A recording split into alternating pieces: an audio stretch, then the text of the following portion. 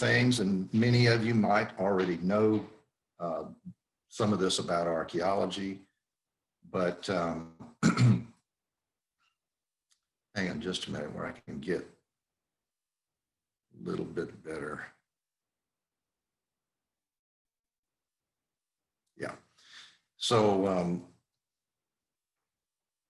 archaeology is one of 4 subdisciplines within the greater discipline of anthropology. In the US, at least, as far as I know, to be an archaeologist, you've got to get your degree in anthropology, which are these other things too. Cultural anthropology, which is basically the study of cultures. In the present day, in the last few hundred years when there was recording, physical anthropology is the study of the human skeletons and the archaeological sites. And then linguistics, which is the study of languages, the origin of languages, the evolution of languages, the extinction of languages in some cases. But archaeology itself is the study of the human culture, human societies that were in the past.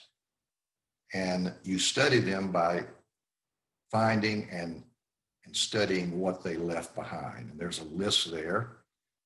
Up in the country we live in, most all of us, I think, there are a lot of flint or chert resources. Those are one and the same thing. And so people find a lot of projectile points and stone tools. Well, those are artifacts. Architecture is obvious. The pyramids, for instance, are one of the biggest examples. Biofacts, I think you might could figure that one out. Cultural landscapes, things like large Indian mounds, temple mounds, and so forth, earth mounds, etc.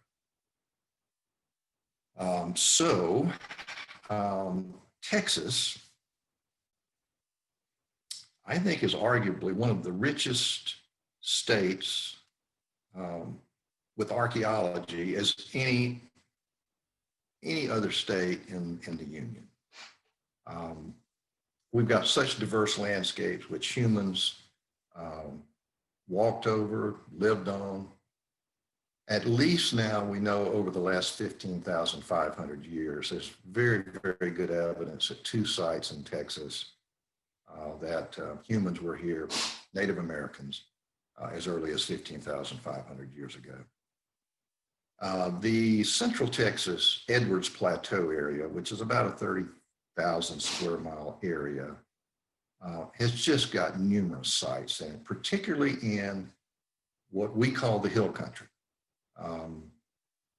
There are really no hills. It's just a plateau that's been elevated geologically and eroded over the years, over the millions of years, to form valleys and what look like hills, but there are just tremendous numbers of sites in that particular part of the Edwards Plateau. I want to just mention who are the people in Texas that do the archaeology, and I mean the professional archaeology, whether it be PhDs at universities or whether it be people just like myself that did not have a career in archaeology, but nevertheless has learned a lot about it and basically practice the professional standards that the professionals do use. So these are just not all, but some of the universities in Texas that focus on Texas archaeology.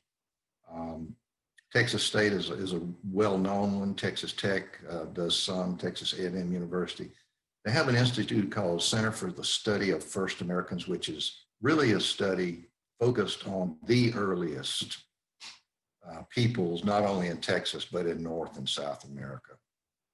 Baylor University, of course. University of Texas at Austin has a similar institute to the A&M Institute, and it's called the Galt School of Archaeological Research, dedicated basically to the earliest origins of Native Americans in the North and South America. And of course, the University of Texas. Now, there are these other firms that are archaeological firms, but they're not academia, and they are called cultural resource management firms.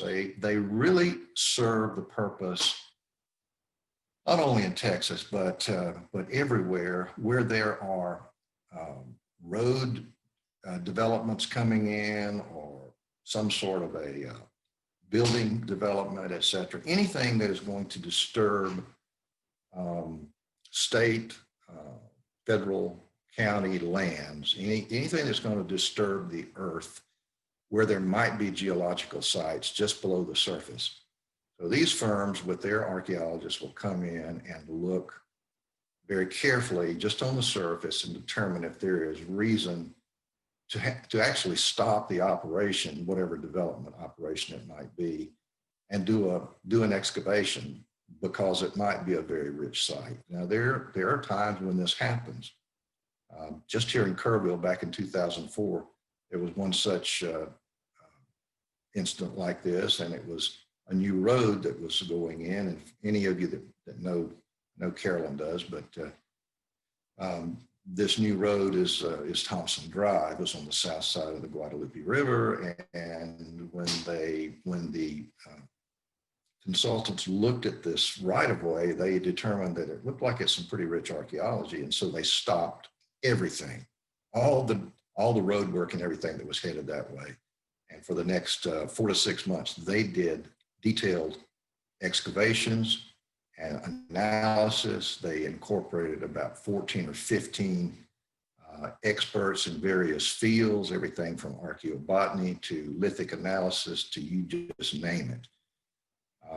The net was the whole process took about a year and a half. So that was a delay of that road for a year and a half, and cost about $2 million. So that's how expensive and time consuming some of this stuff can get. If it's in the minds of the developer, they were in the wrong place. You know, the developer didn't want this to happen, but that's the Texas law. State agencies such as the Texas Historical Commission, it has an archaeology division, which the Texas Archaeology Stewards Network reports to. Now, the archaeology division employs about 12 professional archaeologists, PhDs and master's degree level folks that are covering the whole state of Texas. Well, you know, that's just not possible. So back in 1981, they developed this concept of, why don't we get people that really know what they're doing, their ethics are good, and they can help the public understand archaeology, and not employ them, but just designate them as archaeology stewards for the state, and they can go out working gratis and help the state have a much broader net to cover the archaeological sites and so forth in the state. And there are about 120 of these people, by the way, overall of Texas. And then there are finally the largest archaeological organization in the state really is the Texas Archaeological Society. I think it's 2,000 or 3,000 members in that. And then there are these local groups like the Hill Country Archaeologist Association, which I belong to. Houston has a very large one and a very active one, but there are 22 other such organizations within the state that also have people that know exactly what they're doing. They use professional standards. And and many of these are populated with Texas archaeology stewards also. Now, there are other people that do what they would call archaeology in the state, but it's not. It's just indiscriminate digging of archaeological sites. And a lot of times that is motivated to make money off the site. So they will dig up sites, sometimes without permission, and they will sell the artifacts, particularly the really nice projectile points, on the internet. And this gets really nasty in cases because there's a lot of looting of private property that falls into this category. So we definitely condemn that kind of activity.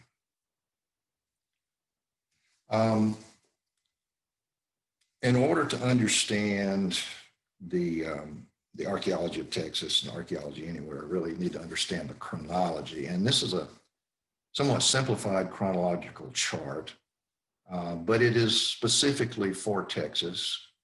And we basically start on the very right-hand side with present at 0 times 0.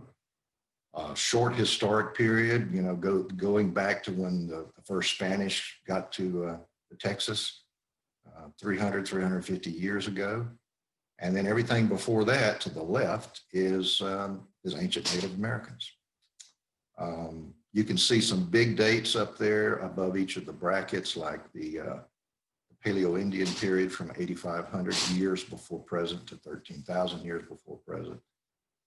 And then there are these two sites that I mentioned earlier, the Friedkin and the Galt sites. And they both, actually they're one and the same, but the property is owned by two different groups. And so it is separate from an ownership standpoint. Texas A&M works the Friedkin site, and the Galt School of Archaeological Research at the University of Texas works the Galt site, which is far bigger than the Friedkin site. But they both have extremely strong evidence that there was human occupation at those sites 15,500 years ago. And it gets into this period, which is called older than Clovis. So the classic Paleoindian period is at 8,500 to 13,000 years before present. But Clovis is a distinctive style of projectile point that is very much sought after.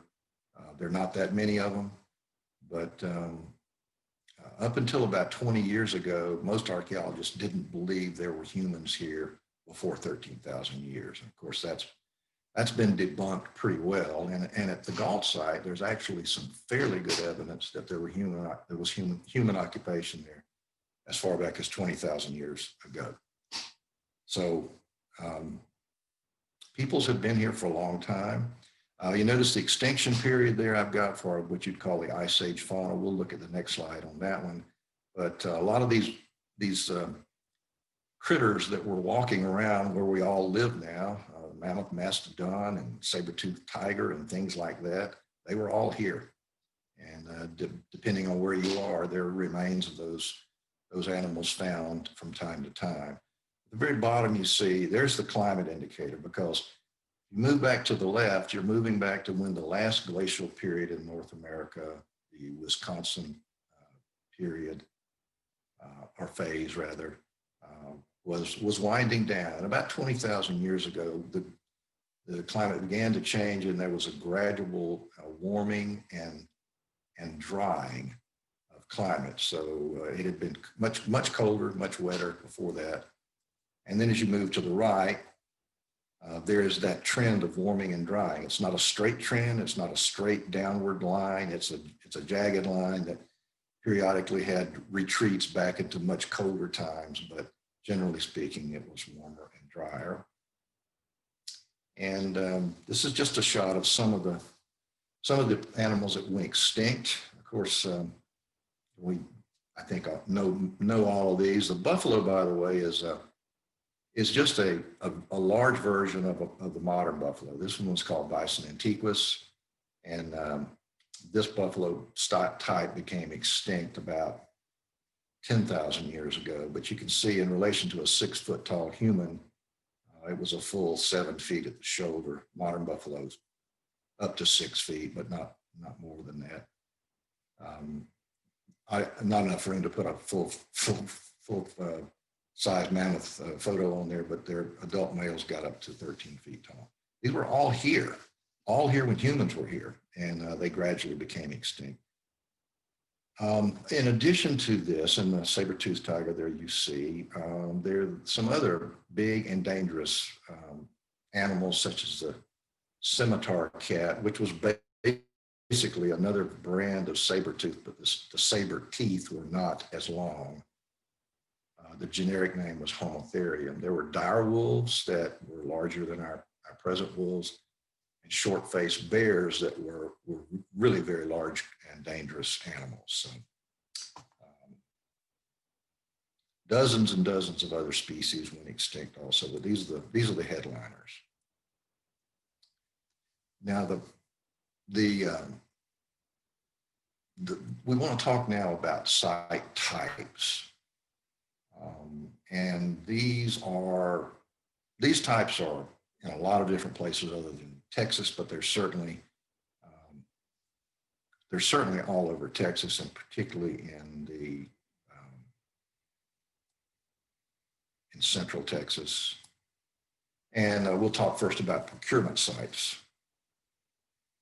Now, this is a block diagram of showing you the geology underneath the surface of procurement sites. So chert or flint, they're one and the same, actually formed in the Edwards limestone, which is a marine limestone that itself formed in an ancient sea that covered Texas as well as the whole central US all the way to the Arctic Circle about 100 million years ago. And over a process of millions of years, after all the marine deposition had occurred and erosion had begun on the landscape, it took millions of years for the chert to form as pods and lenses in the limestone itself. But of course, over the millions of years since that, there's also been erosion downward by streams and rainfall and various other things, forming valleys like you see here. And so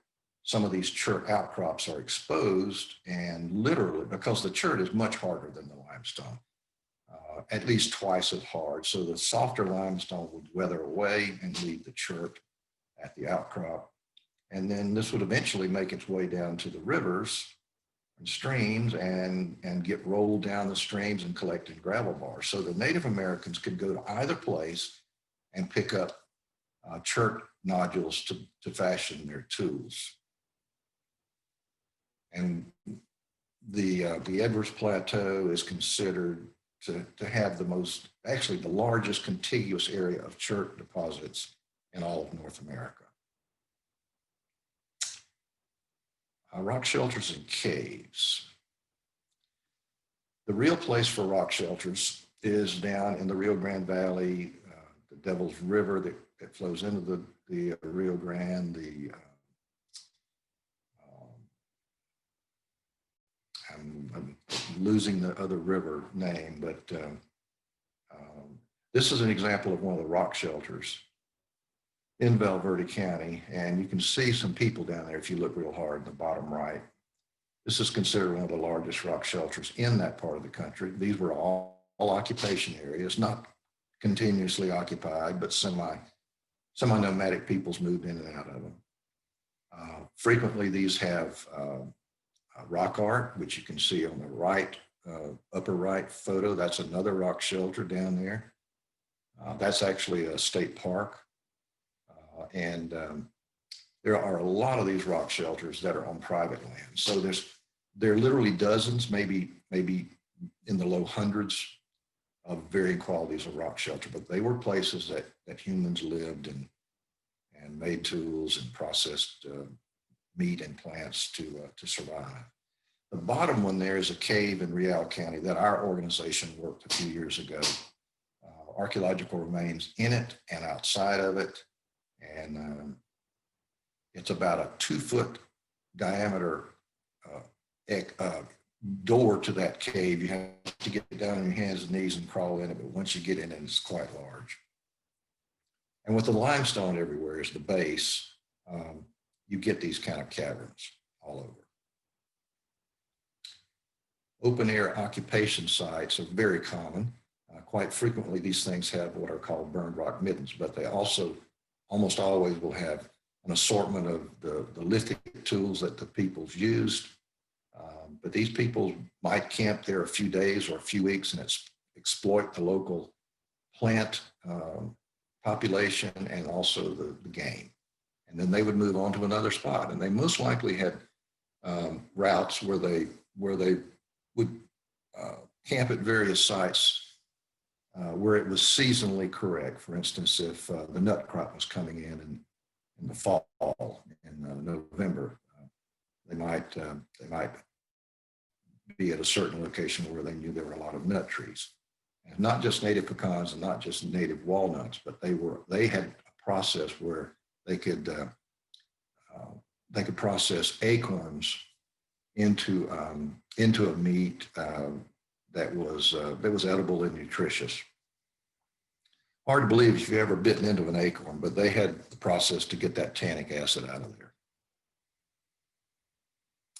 Now, this is an example of an open air site. And the midden I mentioned is, if you look at that lower left photo of that rock pile, that is a midden. It's a mound of limestone that has been used in cooking in earth ovens like you see there in the upper right. And these Native American women are building a fire in this earth oven, and they're about to put, if you can see my cursor, these women here, they've got rocks that they're about to place on these charcoals, and then they will place native plants or animal meat on top of the rocks, and then they'll put another layer of something like prickly pear pads, but with burned prickly pear pads so the thorns are not in, to cover it up. And then they would literally cover it with earth. And it act like a Dutch oven. It would cook the material for 24 to 48 hours. Of course, the rocks would retain the heat long after the charcoal had burned away, because they were just that efficient as heating elements. But the problem with the rocks was, you start out with big ones, and 2 or 3 heating episodes, the rocks would break up and they would get small enough where they were not thermodynamically efficient. So they would scrape them out of the way, like you see this particular photo here in the upper right. And you can imagine people coming back to the same site over the millennia and cooking for 10 or 15 episodes. You'd get a buildup of these used, what are called burned rock or firecrack rock, like that formed the mound over there in the left.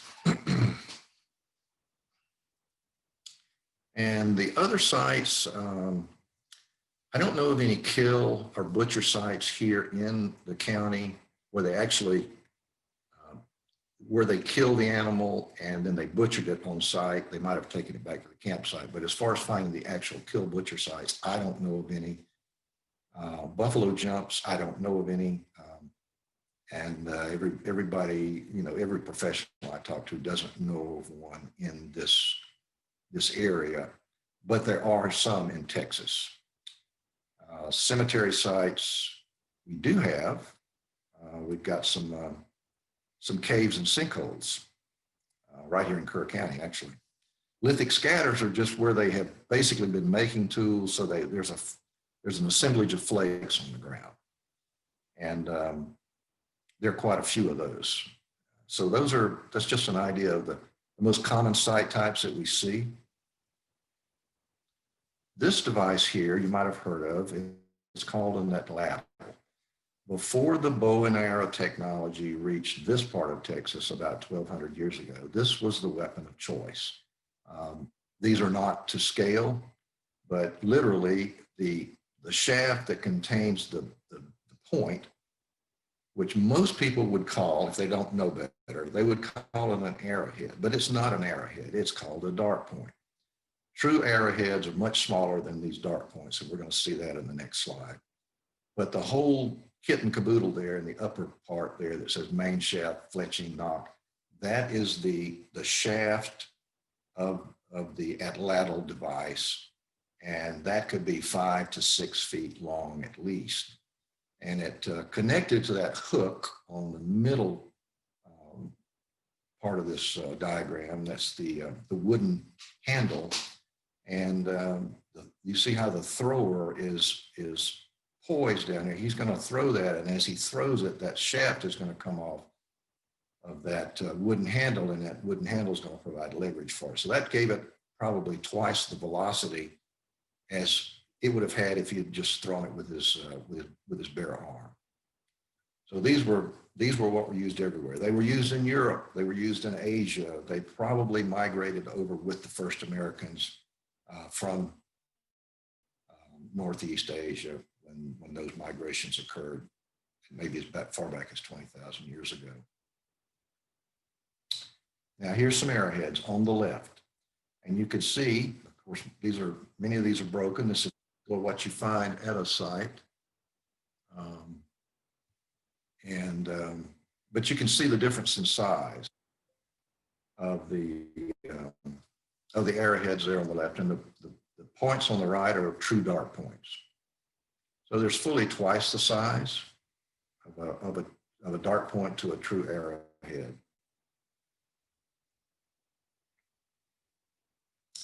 Now look at some other tools in their tool arsenal. Scrapers were very common. That's the scraper on the left. They were chert pieces that they had flaked to put an edge on it, and they would scrape all sorts of things. They might scrape the meat off of hides. They might scrape some plant material. And scrapers came in all shapes and sizes. This is just one handheld scraper here. The knife on the right, there's partly broken away area on the left, and the tip on the right was broken away. But you can actually see somewhat of a curvature like a knife blade has on the bottom there, where the actual flint is still intact. These are perforators and drills used for various things, literally to perforate, punch through hides or to work with wood or work with bone or work with antler. Sometimes they were hafted onto wooden handles. But these things are fairly common in archaeological sites out here. The mano and matate, the mano, of course, is a small handheld device there that was used for grinding. So both of them are limestone. So for nuts and berries in particular, they would grind and to get the meat out of that particular fruit. And it would create if it was done enough in one place, it would create a depression, which this matate, the larger piece, has. But usually you don't find a portable matate like this is. Usually the matate is actually part of the limestone bedrock where it outcrops, and they were using that area to do their processing.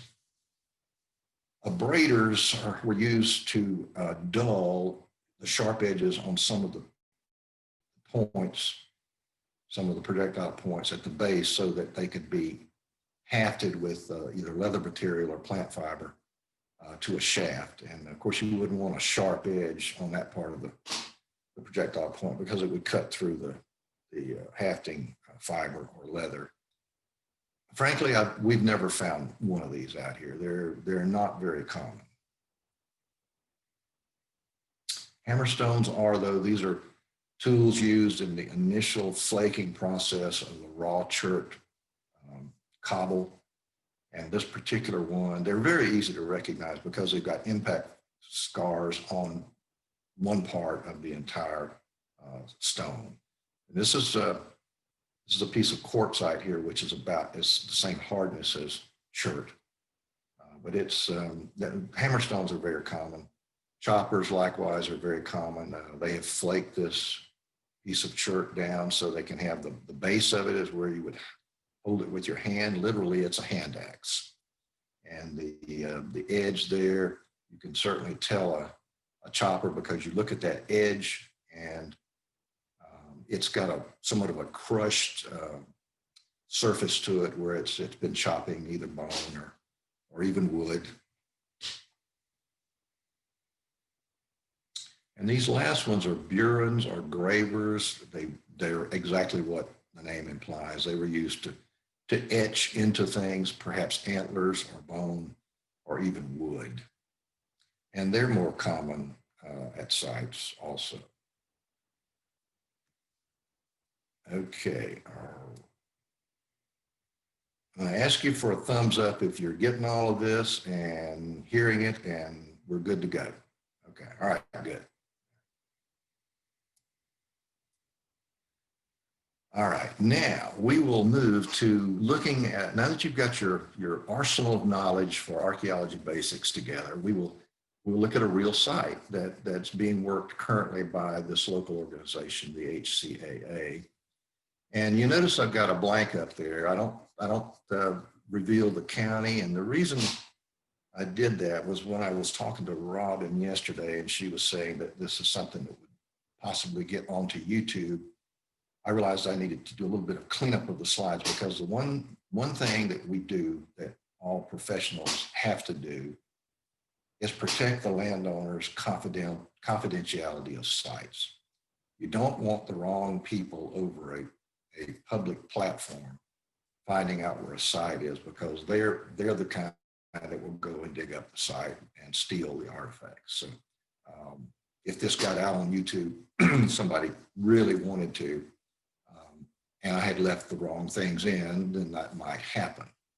Not likely, but it might. So I can tell you this site is typical hill country, Texas, central Texas. And that's as far as I can go with it. It is an open air occupation site with middens. It's 6 acres in size. It's next to a stream. And when we first started working, after the owners had invited us out there to look at it, we thought it was going to be just a typical open air midden occupation site. But once we began actual excavations, we began to see the remains of the modern bison in stratigraphy that was about 2,000 to 3,000 years old, and even this extinct bison antiquus, which is even much older. In addition to that, we began to find items that obviously were trade items. They were not items that are local to this area, naturally occurring to this area. Things like obsidian or clear quartz crystals or Caddo pottery. Ceramics that the Caddo Indians made in Northeast Texas had particular styles, and we have some of it at this site. So it's most likely was something that was brought here because they did have extensive trade routes, some very long distance trade routes. Uncommon stone tools, I won't go into that, but that's just a list of a few. The projectile point assemblies that we have, because the projectile points changed forms throughout the millennia, and archaeologists recognized that, and they were able to determine that once the carbon-14 dating came along, and they could directly age date things that were in association with these points, because the points themselves are stone. You can't C14 date stone. You have to have organics like charcoal or wood or bone or tooth. But for some reason they change forms, and there are specific periods in archaeology, in that archaeology chronology chart that you saw earlier, where these different forms existed. So we know just from the forms that we have periodic occupations that occurred at this site from as far back as 10,250 years to and maybe as recently as 250 years ago. And just to give you an idea of how much work goes into this, most of the work that we do, as Carolyn can attest to, is with handheld trowels. And so you literally cordon off areas in metrics. We use almost exclusively metric units, metric measurements, and you cordon off areas, and then you begin to just very carefully trowel down, looking for any kind of an artifact. And then the material that you've actually troweled, you put in buckets, and then it goes over to a 1/4-inch mesh screen and gets run through that to find the smaller stuff that you might have missed when you were troweling. But so far we have, this is just an estimate because I couldn't measure the depth of every one of these excavation pits that we started, but we've excavated about 31 cubic meters of deposits, which if you convert that to yards, it's 41 cubic yards. And if you know anything about a dump truck, there's 12 cubic yard and 15 cubic yard when standard. It would make about almost 3 15 cubic yards dump truck load of archaeological deposits that we have screened through and traveled through and gathered the artifacts from. This is a look at the site. next to the stream. The site is over to the right. You can't really see much of it there, but it's a beautiful setting. These people came back here over the millennia for obvious reasons. They had a constant water source. They had abundant stone tool material in the form of church. They had riverine corridor environments where likely there was abundant game. They had very close upland environments where back in that day, there were not thick cedar covers. There was more of a savanna-like plant cover. And so when buffalo were here and they came and went kind of based on the climate and cool, wet periods where there was a lot of grass, the buffalo herds would get into this area, but then there would be periods of even hundreds of years when buffalo weren't here. So it was kind of the complete place to be. And it's sure a pretty place to work in compared to some of the places that I worked that are pretty remote and desolate. This is a map of the site. Now this is kind of a typical archaeological map that's got a lot of information on it, but you can see all the squiggly lines. Those are topographic contour lines denoting elevation. Where they get really close together down in the center, bottom, indicates rapid elevation changes, and it's if you'll see in just a minute, there's a cliff there. The shaded band, the light gray shaded band, is a significant part of the site because that's where the older sediments crop out that contain the Paleoindian materials that we've found so far. Most of the site is covered in younger sediments, and these sediments, of course, come from the periodic floods of the stream in the past that deposited silts and clays and sands and even gravels sometime. Once the stream would overflow its channel, and then it would leave them there to settle on the surface. And of course, when the flood went down, the stream would go back into its channel axis. You can imagine this happening thousands of times over the millennia. And each time, likely there was habitation, and then whatever they might have dropped on the ground, whether it be tools or bone that they had used to process an animal, would get buried by the next big flood. The darker gray band in the upper right is the youngest. It's actually the sedimentation that the river is creating now. So it's a few hundred years old at most, whereas these others are as old as 10 and 11 and probably 12,000 years old. Now we're going to take a look at what's called a geological cross-section, because geology is very much a part of archaeology. You have to understand how a site was built, the sediments that are in a site, do they contain cultural deposits or not? There's a whole host of things that go along that make archaeology and geology somewhat coexisting together to completely understand the site. So what I want to show you first is a depiction of what is beneath the surface in that direction from the A to B, the long black line. And this is an interpretation because there's no way you could just take a backhoe and dig a whole trench that long to see everything down to bedrock. So what you do is you take the subsurface control points like these, that tank pit there, for instance, that was a mechanically dug water pit. Everywhere you see those little squares and rectangles, those are excavation units where we got down below the surface. You combine all that together and you make an interpretation. So let's look first at what A to B looks like here. So the cliff area to the left, gradually getting down to the site. That U9 there with the vertical dark designation, that's the depth of the control that we have in Unit 9, which was there in that shaded gray band. Let me go back to that shaded gray band there. bottom.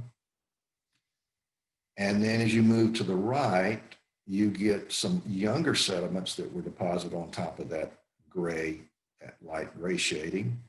And they're called the mid to late Holocene terrace deposits. So all of these are river terraces.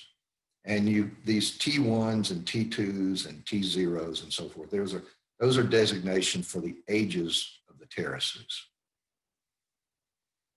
But really, we have found everywhere that you see a penetration there, like Unit 5 that's projected in, but the tank pit, Unit 9, and then all of these boxes and rectangles there, we have found artifacts within those. Some in the deeper sediments, some in the shallower. Okay, the red cross section is it's a shorter version. It's got a little bit more detail to it, and it's got some color that might help.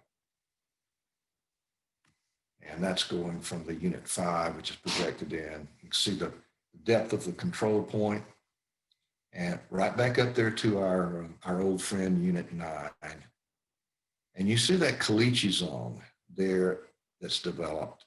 That is not a depositional event. Caliche is calcium carbonate. It's the same thing as limestone, but it's not formed the way limestone is. It literally forms in the soil after the sediment has been deposited, and over a period usually of thousands of years, caliche can form, if it's in the right environment, can form in the soil, and that's what's happened here.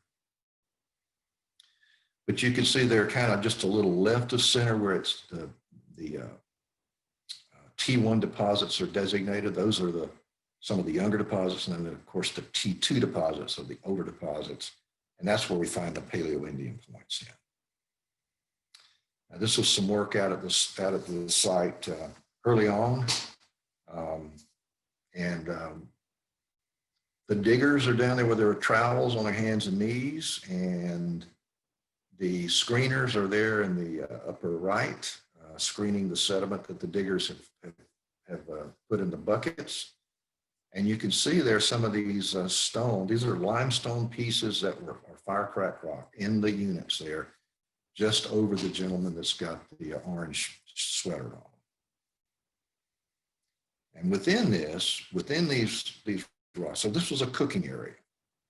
Within this area, we began to find the bison bones, as well as other things such as these point styles, dark point styles called Montel and Castroville, which are really associated in the archaeological record in Texas when there was an abundant buffalo over periods of several hundred years within Texas. These are some unique other faunal remains, the lower canine and a lower molar from a canid. That is, it's either a domestic dog or a wolf or a coyote.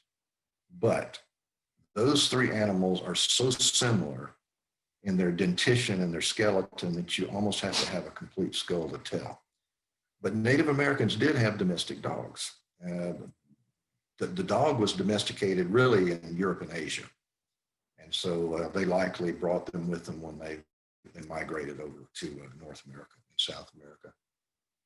Bones in the upper right are very thin-walled and have no marrow cavities, and they compare most favorably to wild turkey. So that's fairly rare. And of course, then the bison, and we find also deer and likely antelope bones. Antelope and deer are very similar, but there were antelope in this part of Texas in the past. And then these are some of the trade items, the clear quartz crystals that you see in the upper left that have actually been worked. They've got edges on them. They're almost as clear as glass. And there's only a couple of areas they could come from. Being a geologist and knowing Texas geology and other geology around this part of the world, and then in discussions with other geologists, there's only two sources where this could have come from. One is in Texas, over in the Llano-Burnett County portions of what's called the Central Mineral Region. So they would have been big enough pieces of this quartz, fist-sized pieces or larger for an ancient Native American toolmaker to make some sort of a tool out of. The other place you'd find them that find this type of quartz is in Arkansas, in the Hot Springs area of the Ouachita Mountains. The quartz flakes in the upper right are very common. They're from vein quartz that formed in granites over in the central mineral region. So they could literally be from around Atlanta, Mason County, or otherwise. But the prize of the trade items are these two obsidian flakes. They are definitely cultural flakes. They came off of a larger piece of obsidian. Obsidian outcrops do not exist in Texas. There are some in New Mexico. There are some in northern Mexico. And there are others out to the west. But obsidian can be typed back to the source. So if you've got material like this, you can send it to some specialized labs which analyze the chemistry of the existing artifacts that you're sending them, and then match that up with their catalog of obsidian outcrops all over literally the world. But in this case, they type these two obsidian flakes to outcrops in Malad, Idaho. There's a lot of obsidian in Idaho. Now, how many years and how many different trade exchanges along a trade route there were to get obsidian core pieces here so that these Native Americans could make a tool likely from that larger piece of obsidian. There's no way to tell, but it's 1,000 miles straight as the crow flies. And for that matter, in the United States, there are examples of much further distance trade. So these people, they weren't just walking around in deer skins and throwing at ladles at buffalo. They were engaged with trade and other things. The Caddo pottery sherds there are, those are imprints of fingernail. And that's a particular style of Caddo pottery. So the Caddo peoples, particularly during the period of about 400 to 1,200 years ago, there were a lot of them coming over to this part of Texas because they were hunting buffalo. Buffalo weren't in East Texas, but they were here. Just another shot of some of the points that came from this site that you've seen a few of already. And this is a summary of the point styles. And of course, the real prizes are those oldest ones there at the bottom, the late Paleoindian Angostura points that we found 4 of, and the middle Paleoindian St. Mary's Hall point that we found 17 of, maybe 18. We've got one now that's still being analyzed. I think there's close to 70 diagnostic forms of points here. You can see the temporal places. This is the archaeological or chronological names for when these points were made. In addition to the points, of course, the regular variety of scrapers and drills and other tools have been found there. Now, when you're doing archaeology and you're deliberately looking for something and you make a discovery, that's one thing. But when you make a discovery when you're not even looking for it, that's really something else. And that's what happened here. Because up until the time of, after we got to the site and we began working it, we were working almost exclusively in that part of the site that was the white shaded part of the site, not the gray band at the bottom. And that was yielding all these archaic age points and tools and so forth. We worked this site every Monday. And so one Monday we showed up out there and we saw that the owner had dug a waterline ditch. And one of our members walked over to this and he looked in the soil heap that had come out of the ditch and he found a point. And immediately he recognized it as a Paleoindian point. It's called a St. Mary's Hall, and it's a very unique style with a limited geographic distribution in Texas. Well, that changed everything because this is old, and the stuff that we were working in the other area of the site was old too, but it wasn't this old. And so this is a much rarer find, and we moved our operations almost exclusively to this part of the site. And if you can see my cursor, I'm going to move it down. You see the red dashed line is the waterline ditch. And where that point was found was right down in here in the shaded region. And now we're going to go and look at the detail of these units that were laid out. So the boxes that we put there for the excavation units, because we knew we were onto something.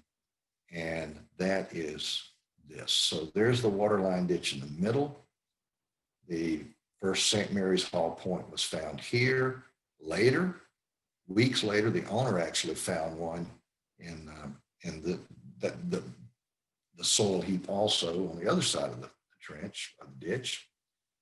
But the other units you see there, all those red dots, this is a plan view, by the way. So it's if you're looking straight down from above onto the site, and these are the unit boundaries.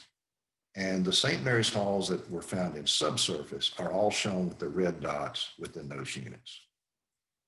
That triangle to the far right center was a surface find, but it was also a St. Mary's Hall point. So that's the 17 so far. Now we're going to look a little more detail at this group of units because that's where the most of the St. Mary's Hall points have been found. And that's also where we have some other really unique things.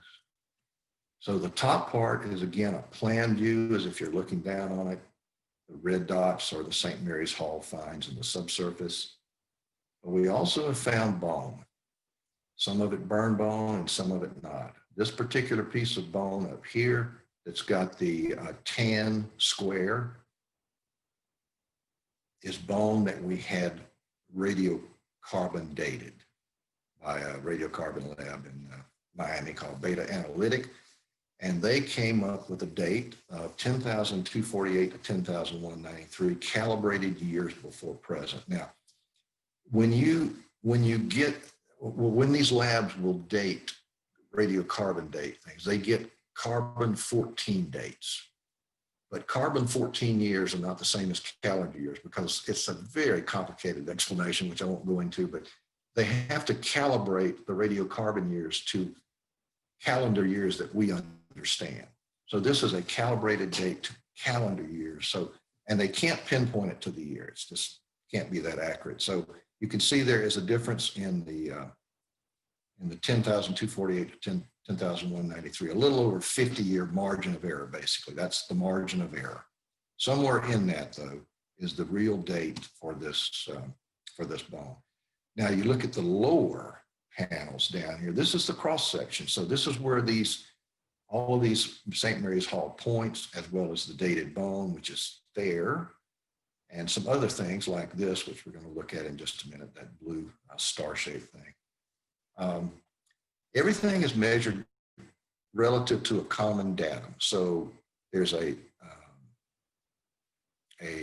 lateral measurement made, two lateral measurements made, and then there's a vertical measurement. Well, you're seeing the vertical measurement here in this panel at the bottom. And you can see how those dots, those red dots, come fairly close to a zone that runs right through the entire 3 units there. All right. Now this is one of my slide violation laws broken. Too much text on the slide, but basically this is a unique point. It's very thin, so just 4/10 of a centimeter to 6/10 of a centimeter thick. It can be quite long sometimes. These are drawings of actual St. Mary's Hall points that are listed in really one of the best books for lithic points and tools in Texas is Hester 2017 and Turner 2011. But you can see right away, there's something that's really unusual about these. You see this oblique flaking on the sides. And in the case of the 3 points on the left and number or letter E point, that flaking style is from the upper right to the lower left. That is the most common. 95% of the points found, St. Mary's Hall points, have that flaking style. Now, Dr. Thomas Hester, who is a retired emeritus professor of archaeology, University of Texas, is kind of the guru of the St. Mary's Hall points in Texas. He's published more on them. Even though he's retired, he still has an extensive network of people out there, ourselves included, where he can keep up with what's being found where, and of course, what's being published where about St. Mary's Halls. And he has worked with us very, very closely on this site here. But the point on the far right is different. That flake pattern, notice that oblique flaking is from the upper left to the lower right. It's an aberrant form, which Dr. Hester says he estimates probably at only 5% of the total St. Mary's Hall point population in Texas that has this style. This is some of the St. Mary's Hall points we have found. The first one that was found in that soil heap by the ditch is the upper left. You can see clearly it's an upper left to lower right, that aberrant form. The upper right photo, that's another upper left to lower right. The bottom left photo, that's another upper left to lower right. The one on the bottom right, the point on the bottom right, was actually the point that was closest in association with the dated bone, which yielded that 10,248 to 10,193 before present. And it's got the regular kind, the upper right to lower left.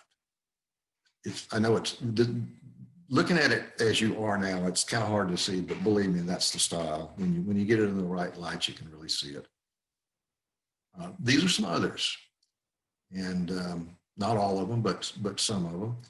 Now, the one in the middle is really the biggest one we found. Those are centimeters, so this is fully 6 centimeters long. It's got an opposite oblique flaking pattern on each side. But it's upper right to lower left on one side and upper left to lower right on the other side. Dr. Hester says he's never seen one like this in the hundreds of points he's looked at. So I don't know what that means here at this site, but it's very unique. And the population of this aberrant flaking style that we see, we have fully, the vast majority of them are this style, which is really the aberrant form, which only in the total Texas St. Mary's Hall point population, only 5% of the points are this aberrant style. This is the units that the most of the St. Mary's came out of as they existed in 2020. Those are pecan tree roots. Rule number one when you're working on private land, do not kill the owner's pecan trees. So we had to leave these roots intact. Hopefully they'll still work. And the next slide now is a little further back in time. It wasn't excavated quite this much, but it goes back to July. And there's the emerging tree root there. And then you can see that caliche profile there in the bottom. See those little pieces of white material? That's calcium carbonate caliche. We're going to pan to the right here. And the next slide shows you this big stone here. Unfortunately, I didn't have a photo that showed the entire rock, but it's a big rock. It was most unusual. There were no other rocks around it. And we thought there's something going on here. Let's just pedestal it for a time. So that's why you see it on this pedestal here. And at the right time, we'll turn it over. When we turned it over, this point was right beneath it. I mean, in contact with the limestone piece. Something like that is just not coincidental. It was most likely deliberate. This was probably placed there as a cache item to be utilized perhaps in the future when this group that was there at this particular time made the route and came back to the site at a later date.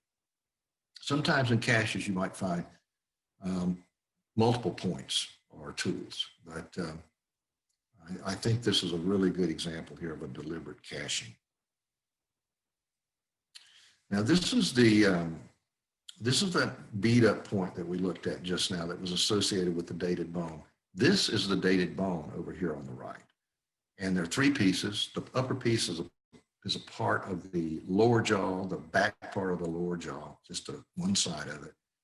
The two bottom pieces are fragments of either a humerus or a femur. And the bone is really, really thick walled. There are certain characteristics of the bone morphology, even though they're fragments, that strongly suggest that it's buffalo. And of course, we have skeletons in our possession, cow skeletons, deer skeletons, etc., to do comparative anatomy with. And so this most closely resembles cow. So cow skeletons and buffalo skeletons are almost identical. It's just that this particular buffalo at this point in time, since these were dated to 10,248, 10,193, it's either the extinct large buffalo Bison antiquus or the immediate predecessor in the evolutionary line, Bison occidentalis. They overlapped each other in evolutionary line, but the occidentalis, the later version, became extinct too a few thousand years later. So, and here's this is a drill. So this is one of the tools we looked at earlier. This is a really nice example of a drill. That drill was lying right on top of a couple of bone fragments, most likely deer bone, based on the wall thickness of the bone and the general morphology. So it's another place where we can get a date, C14 date that is. And yes, and then this is in that same area, but if you remember the slide where I had the group of units on the right and the group of units on the left in the diagram, this is the group of units on the left. So we actually encountered in the Paleoindian levels this fire crack rock hearth. It's actually 2 or 3 hearths that were built on top of one another. This is the upper part of it. As we moved down with the excavations and got to the bottom of it here just a couple of weeks ago, we got this. And the unique thing about this is that we found charcoal pieces under several pieces of these rocks, right where they should have been when the ancient fires were built and these stones were put down on top of them. Some of these rocks were in the process of cracking. Whether they cracked just after the fire and before they got buried, or whether they cracked after they got buried just because of some sort of root action going on in the soil, it's hard to say. But that cracking process is just what happens when they were used as heating elements multiple times. Now, since we found good viable charcoal pieces below these rocks, we can also get dates on those, which will give us a little bit better handle of some of the age, the radiometric dates in the site, in addition to that one that we've taken so far. So we plan to do that. And then the final point type in the Paleoindian realm is this Angostura point, which doesn't look really much like anything else. The examples on the left are from the Turner and Hester publication. There's a few oblique flakes on that one, long one on the right, but you can look at the bases of these things and right away tell there's a big difference. When you've looked at thousands of these things, you get to where even the subtleties are quite obvious. So these are all Angostura. They're a younger point than the St. Mary's Halls. And the ones that we found are the photos on the right showing both the front and back, like B to B prime, for instance. That's the front and the back of that particular point. These are all broken about the same places. So the base of these things, the bottom portion, is where the wooden shaft would have happened on. And so the summary, really, for the St. Mary's Hall sites in Texas, according to Hester and others, and the numbers of St. Mary's Hall points that have been found. So this site, which is the highlighted yellow, has got 17, maybe 18, depending on, we're waiting on a final identification on this 18th point we found from Dr. Hester. And that way we can be absolutely certain. But the unique thing about it is this site, which has got which Hester considers to have a very good associated radiocarbon date with St. Mary's Hall, is only one of two that he considers to have good radiocarbon dates. The other one is that bottom one, the 41BX1396 site. So the point style itself is not very common. In fact, it's very uncommon. But radiocarbon dates for the St. Mary's Hall style are extremely rare. And we apparently have got one of those out here at this site. So that's publishable material. In fact, there's already been 2 publications on this site, and we've got another one coming out next year.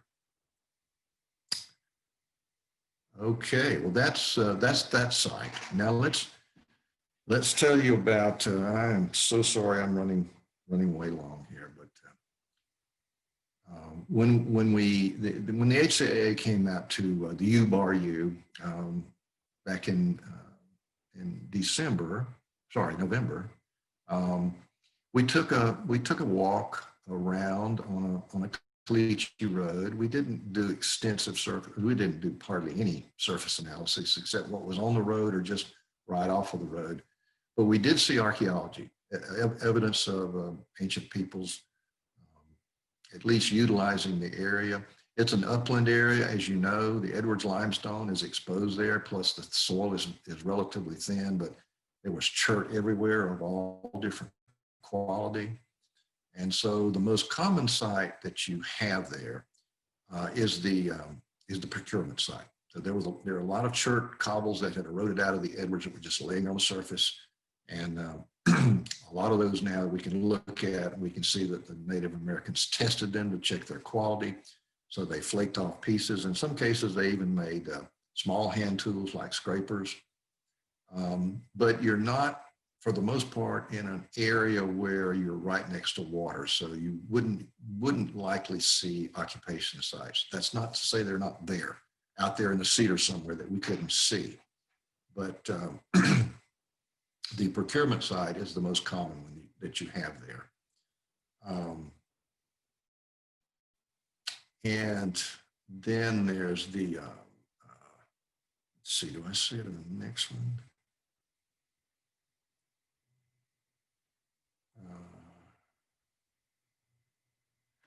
Yeah, this is just kind of the summary here. A little geological explanation of the Edwards age and so forth, but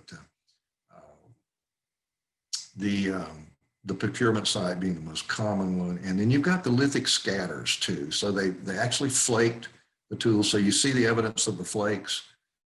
And so that is a specific site type. So we can tell you that you've got archaeological sites out there. We can't tell you how many, and we can't tell you if there are any occupation sites, for instance, without just really getting in there in the cedar and going through that. And you guys know how difficult that is to walk through thick cedar. And I think that's all.